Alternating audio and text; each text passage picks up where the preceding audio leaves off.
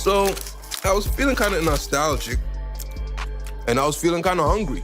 So I did what any logical person would do. Went and bought a Happy Meal.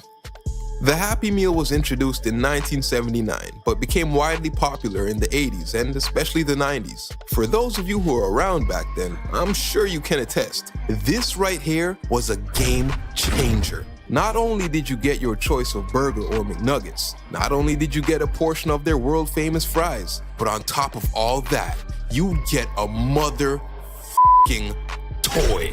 Oh, Wendy's and Burger King could piss right off. The food lacked in comparison, and their kids' meals couldn't hold a candle to the Happy Meal. Every 30 days, McDonald's would feature a new collection of toys for children to enjoy. Most months, you'd walk in and see some interesting trinkets. And then maybe 3 or 4 times a year, McDonald's would attempt to completely obliterate the competition. They do so by offering epic toys you'd never expect as a free giveaway. Popular franchises would license out their product and kids all over would be the lucky bastards on the receiving end. I'm talking about Flintstones toys, Super Mario toys, Mickey Mouse and Friends, official Beanie Babies, Spider-Man, and even Power Rangers action figures. On the extreme rare occasion, McDonald's would also include a secondary item to go along with your toy. I remember in October of 1995, I received a special spooky toy, and at the bottom of the box, I found this cassette tape with Halloween music on it. What am I gonna be for Halloween? Gonna dress up, but gee, I can't decide. Should I be something frightful or something more delightful? Make people laugh or make them run and hide? Now, for years there was this myth going around that McDonald's was so competitive in the early 90s that they gave away actual video games in their Happy Meals. Well, the game does exist. It goes by the name MC Kids or McKids. But over in Europe, they titled it McDonald Land. It was released in February of 1992 for the Nintendo Entertainment System. The game revolves around 2 MC kids, one being black and the other one Asian. These 2 children travel to the fictional McDonald Land, where they help Ronald McDonald retrieve his magical bag that was stolen. To my recollection, the game was actually pretty good. Now, I've searched the internet top to bottom and nothing anywhere points to this myth being true. I've come to the conclusion it was just an urban legend. This game was never a Happy Meal giveaway.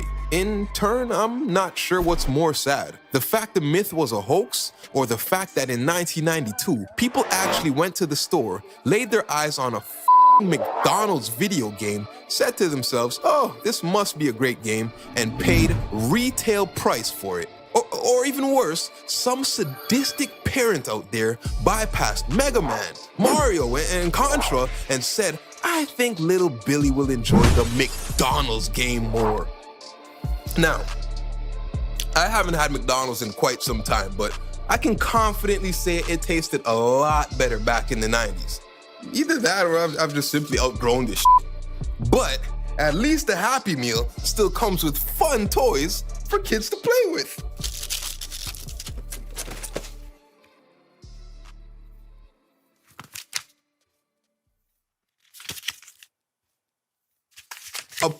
A book? A fucking book?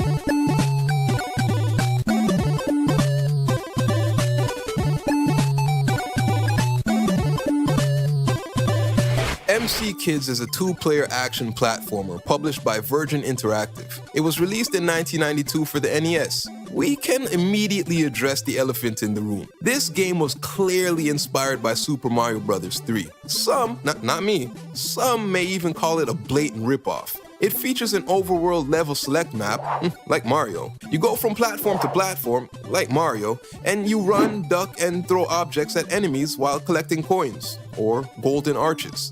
Like I said earlier, I do remember this game actually being good, so I got my hands on a copy and I plan to complete this bad boy.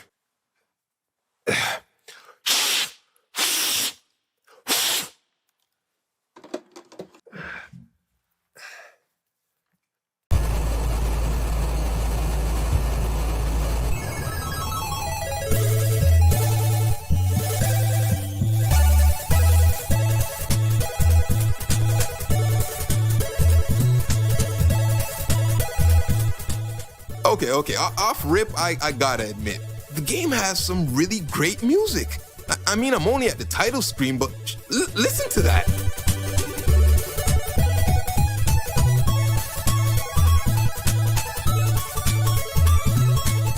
Okay, so there's 1 player and 2 player. I'm not even sure I could pay somebody to come over and play a McDonald's game with me, so solo it is. And what's that? What's this little half moon do?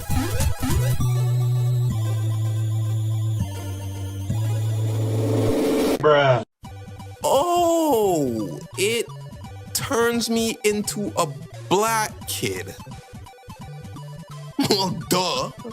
The game starts off with a common and totally realistic scenario. A black kid named Mac and an Asian kid named Mick are camping in the wilderness. To pass the time, they are reading the autobiography of Ronald McDonald. They're then magically transported to McDonald Land, where Ronald is crying about his magical bag. Apparently, the Hamburglar stole it. Now Ronald needs Mac and Mick to help him get it back. Wait a second. Mick? What in the bloody hell kind of Asian name is Mick? Oh, I see what's happening here. They got the whole Simpsons thing going on, where white people are drawn with yellow skin for whatever reason. Real original. Hey, sometimes a guy just likes his skin to look its yellowest. Now, with the storyline out the way, time to hop into the game. There's a total of 6 different worlds we have to visit. In every world, there's multiple stages we need to complete. In each level, there's at least 1 McDonald's card we have to collect. The goal of the game is to collect every single card, beat the final boss, and secure the bag for Ronald McDonald, who is conveniently relaxing at home as we do all the hard work. World number 1, Ronald's Clubhouse.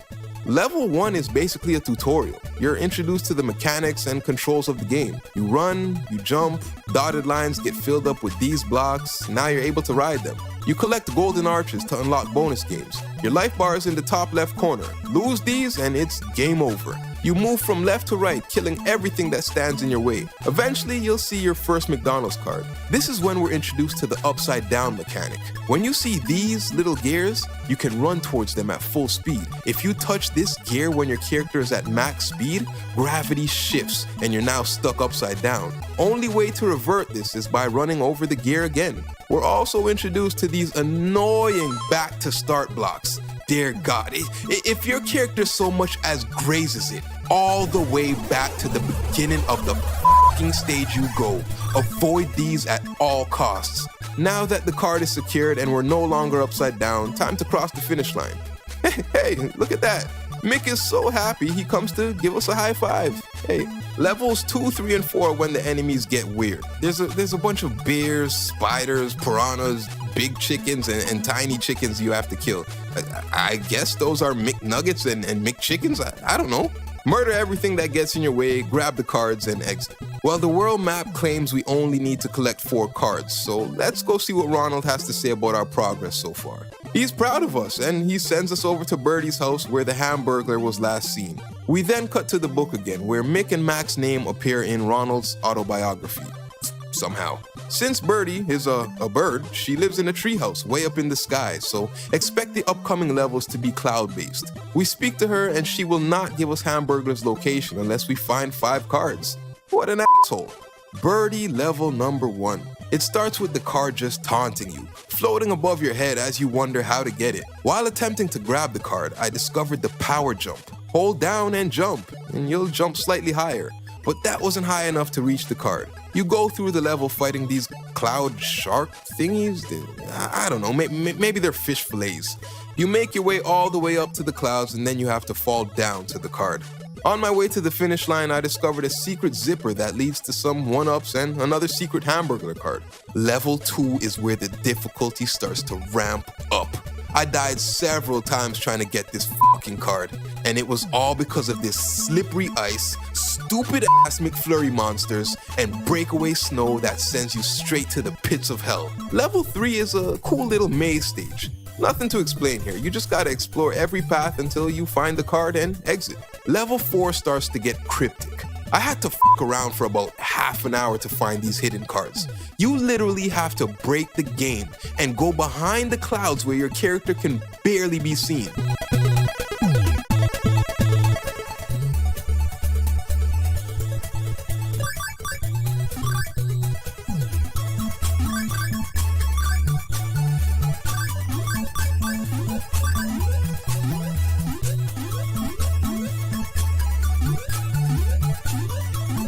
on, like who in the hell would find that?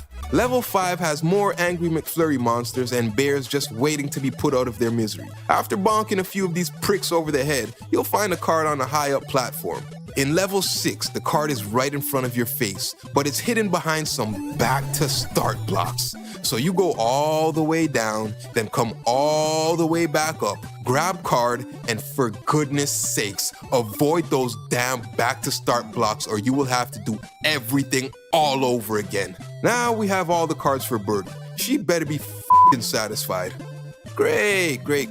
Now that we've completed her demands, she gives us directions to Grimace, who also blackmails us. He forces us to find cards for him, then he'll show us how to get to Hamburglar.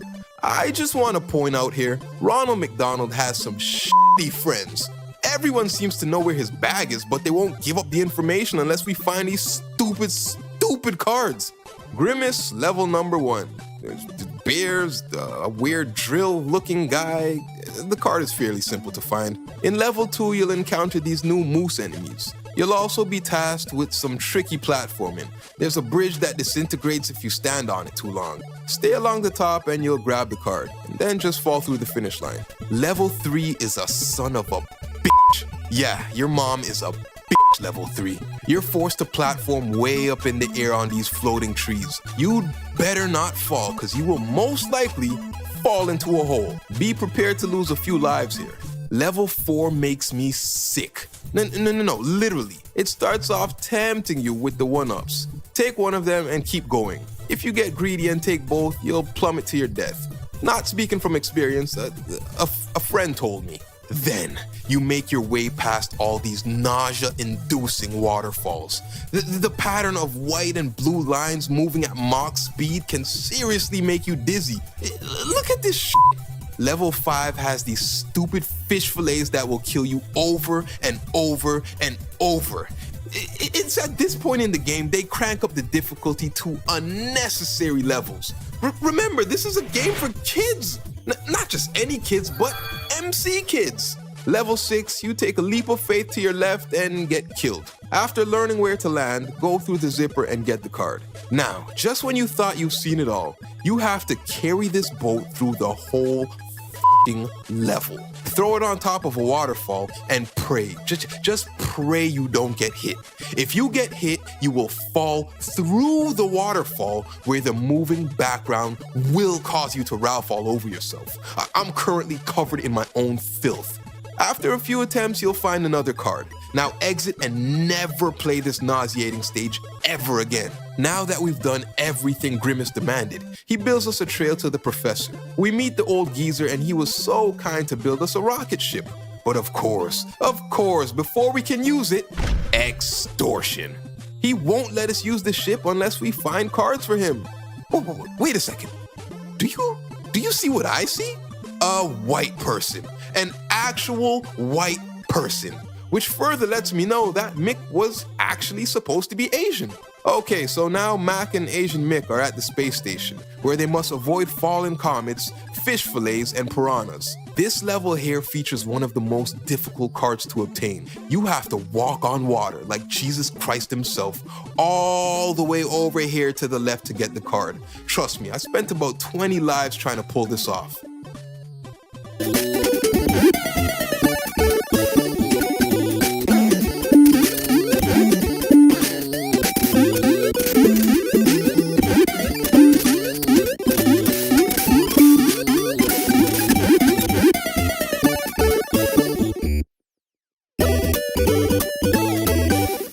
Then, when you make your way to the finish line, a boat. A f***ing boat. 45 minutes of my life wasted.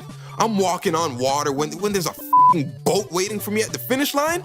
Level 2 requires some serious thinking, as you have to work while upside down to get this card. One wrong move and the game is essentially soft-locked. You have to kill yourself and try again. Professor level number 3 is all kinds of madness. First off, the stars and moons are out in the middle of the daytime.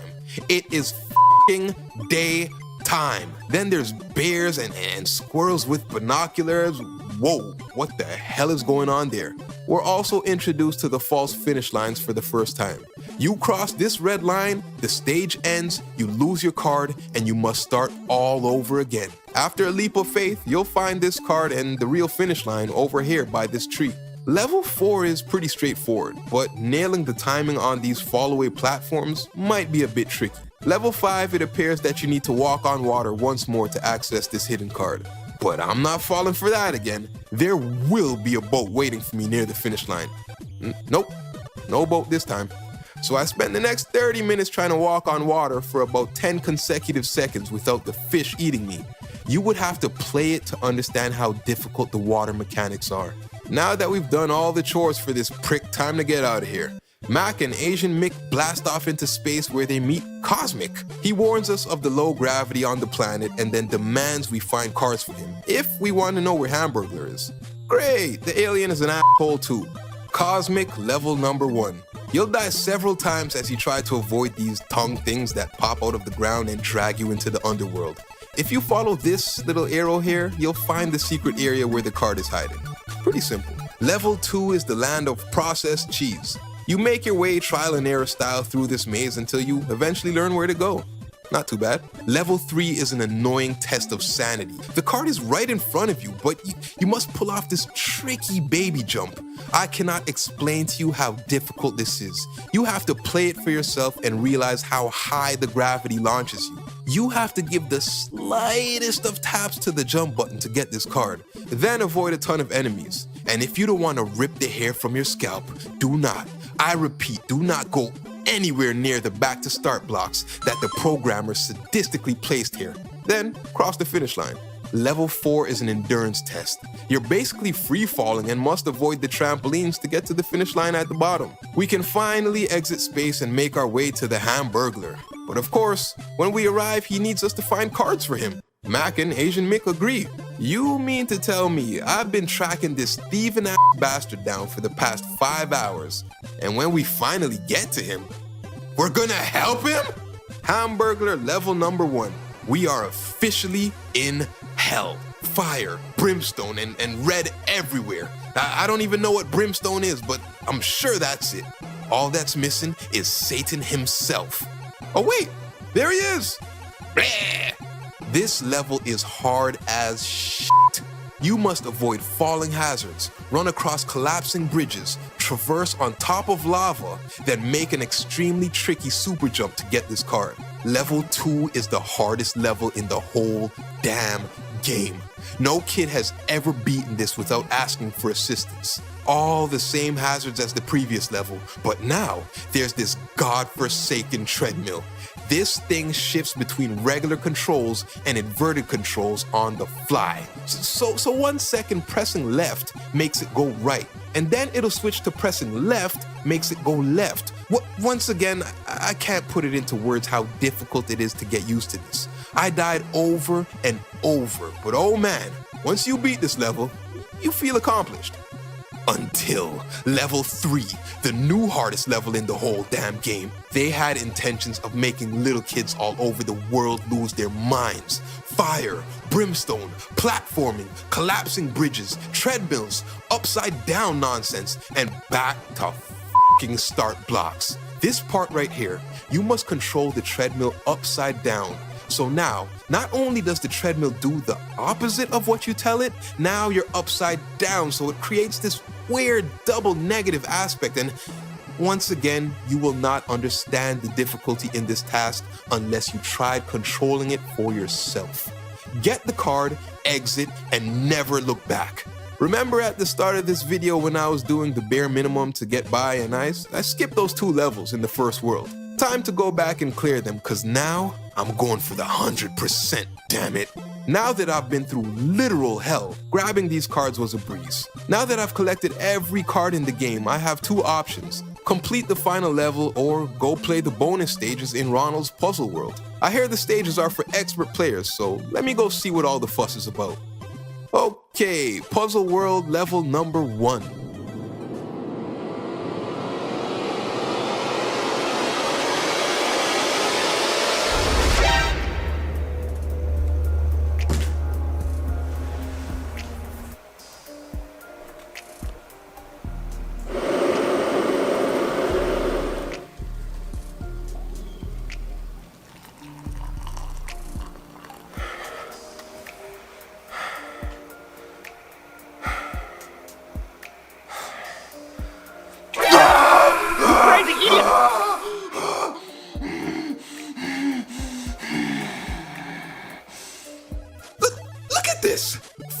finish lines everywhere. You have to grab this, avoid this, go up here, avoid this and this, watch out for the back to start block, avoid this, bounce here, avoid this, go down, watch the hell out, jump carefully, go up, go across, avoid these, go here, be careful, go under and through. Holy shit. The other 2 levels are just as difficult, and you're probably gonna need 30 to 40 lives to complete these.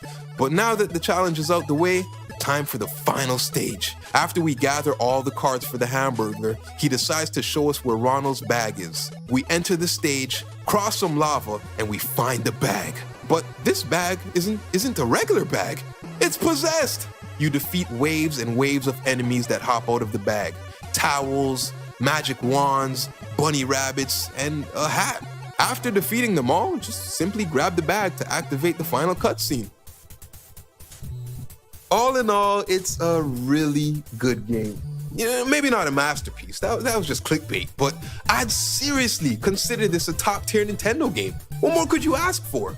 Impressive graphics, option for 2 players, great music, tight controls, fun platforming gameplay, hard to find collectibles, and an unexpected challenge. This game is hard as shit. Now, I completely get it. It's a McDonald's game at the end of the day. Based off the name alone, you'd assume it's terrible. For example, most of you have never played Barbie on NES. But if I asked you to take a guess, you'd say it's probably terrible. And it is. So how good could a video game about a fast food restaurant be? This game simply gets a bad rep because of the name McDonald's. If you replace the golden arches with, what's some black shit? Afro picks or fortune cookies, got rid of Ronald McDonald and all his other ugly mascot friends, tweak the storyline and rename it Jamal and Jeffrey's Chaotic Adventure, the perception of this game would change immensely. I'm able to look past all the silly McDonald's endorsements, and if you could do the same, you'll experience one hell of a gem on the NES console. What the hell is that?